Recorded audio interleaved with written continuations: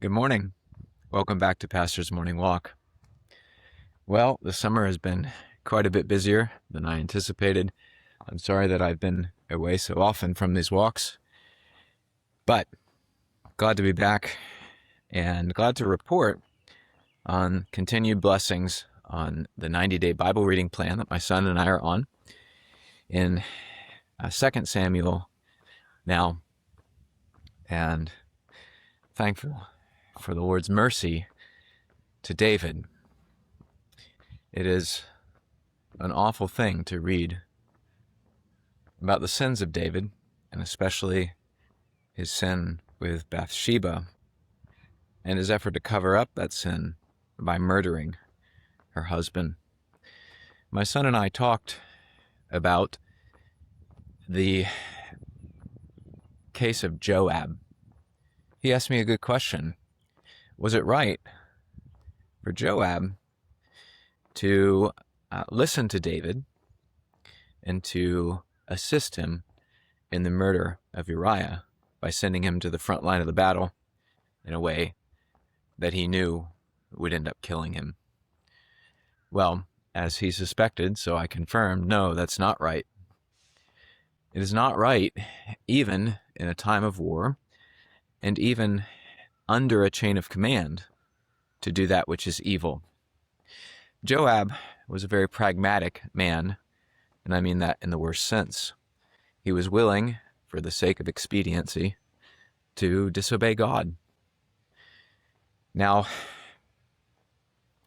David, being a godly man, but having fallen through a lack of watchfulness, was not only willing to commit adultery and murder, but to take advantage of what he knew was Joab's sinfully pragmatic character, to do his dirty work for him.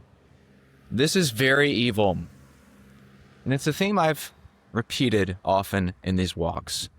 It's essential for our day, in which so much exercise of authority, so-called, is actually tyrannical, in which people in positions of authority will command of us things that are not good or lawful.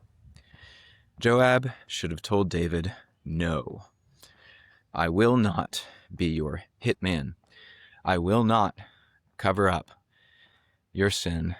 I will not help you put an innocent man to death in a way that seems like just an accident. And we need to be aware of the same, even when, as in the case of David, a good man, a Christian man, a man renowned for a solid profession of faith, asks evil of us. We must say no, because it will not be a David or any other great man who will be there as our judge on the last day. It will be Christ. We have to give an account to Christ alone then. And so our conscience should labor to give account only to him now, and not subject itself to the false commandments of men. This fits with something I preached yesterday. In the afternoon, continuing in Titus, we were told that we're to be careful to maintain good works. And I preached that it is the practical end of all Christian doctrine to do good works. And we will be judged on the last day accordingly. I read Matthew 25, and Christ will separate the sheep from the goats based on this very criterion, good works. Good works done for those who are in need, particularly for Christians in need, whom Christ calls his brethren, the least of his brethren. Use this to test your life.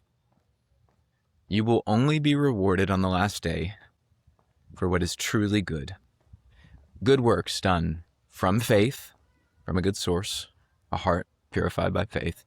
Works done according to the good rule, that is the Scriptures, and not made up by our own mind or by mere tradition of men, and done for the good end of the glory of God, even when they benefit others, that our main aim is to make God great, to give him glory. These and these only are good works, and these only will be rewarded, no matter what men say or command, and we must live that way. Now, this all is fitting as a sort of introduction to some news that many of you have heard, that Reverend Samuel Ketcham went for his appeal to the Reformed Presbyterian Church of North America's Synod this past week in Indiana, and I was there with him. And though there were some narrow votes, no specification of his appeal was sustained. So his appeal was rejected, and both his deposition from the ministry and his excommunication stands. Now, we despise it as a false censure. The church has no right to expect Christ to bind and loose in heaven if they have not bound and loosed according to his word here upon earth. A false censure is to be despised as a mere statement of men, even if it's done under the profession of church authority. And you see how this connects with David and Joab. When a church commands evil, it doesn't matter that it's a church. Evil is never to be done. And for Mr. Ketcham, for Reverend Ketcham, to consider himself not a minister and not a Christian would be evil. For anyone else to do so would be evil, because the grounds given of it, namely that he made a manful public defense of race realism, which is common sense and which is scriptural. That is not sufficient grounds. It is no grounds at all.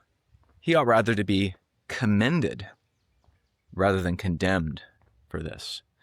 And so, though he and I and our new Southern Presbytery are as just a few voices crying in the wilderness, nonetheless, we believe the Lord is with us.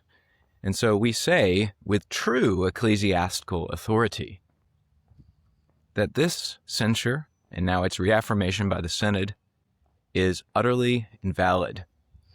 And it proves the invalidity of this false court and this false church and these false ministers who will go so far as to condemn a Christian man with a blameless public testimony to be treated as a heathen man and a tax collector.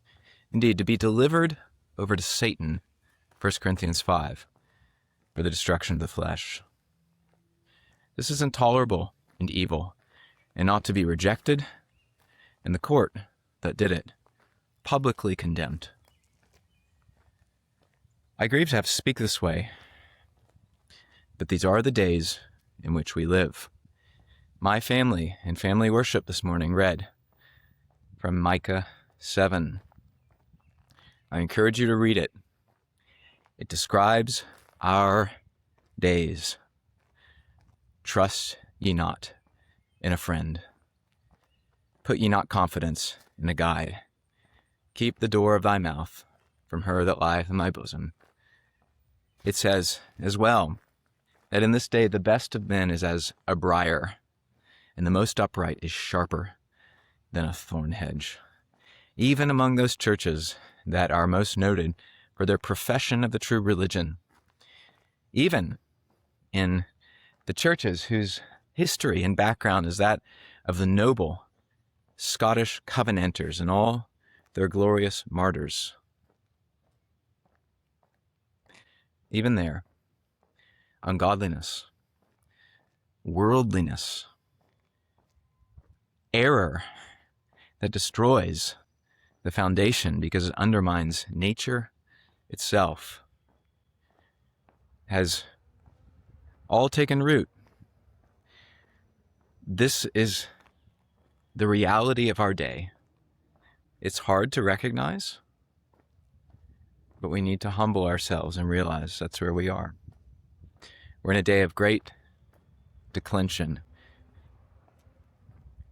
And the question for you then is, will you recognize it honestly? And will you be faithful in this day? May the Lord give you grace to do so.